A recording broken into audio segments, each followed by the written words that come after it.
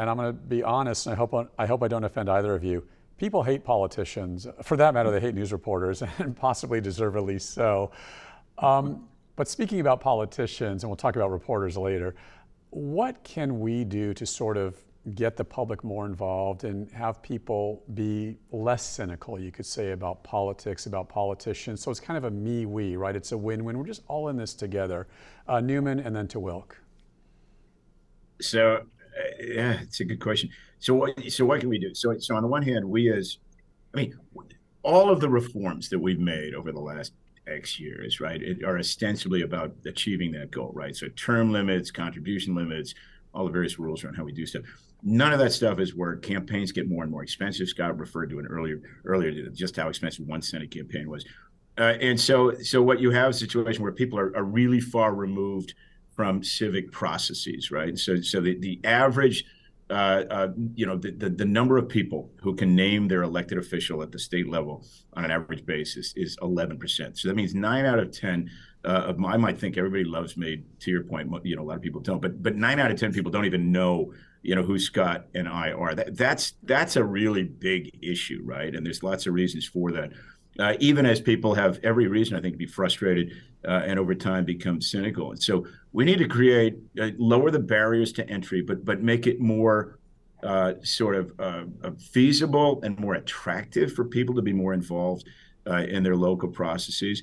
And then because we've got 40 million people in the state, we have 120 members of the legislature, 40 state senators, and 80 assembly people. And on the one hand, people will give me too much credit. They'll say, you're one of those 40, you must be really smart. On the other side, another kind of person hates us all, right? And there's somewhere in between is the kind of governance, the kind of public service that I think our founders had in mind. And we got to figure out how to get back to that. Senator Wilk.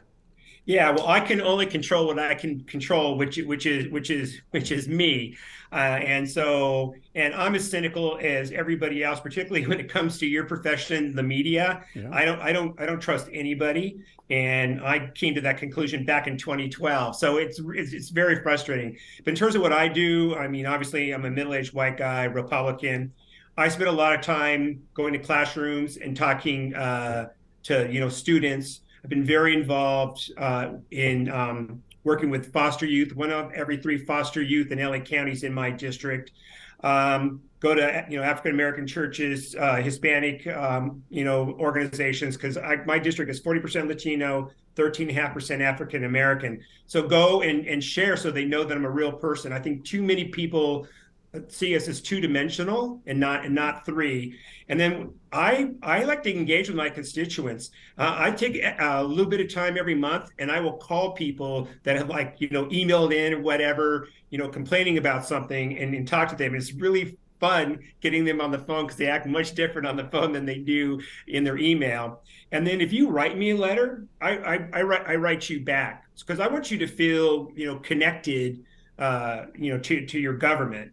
And that takes time, but I think it's a really important thing to do. And let me add to that, because Scott's absolutely right and on the right track.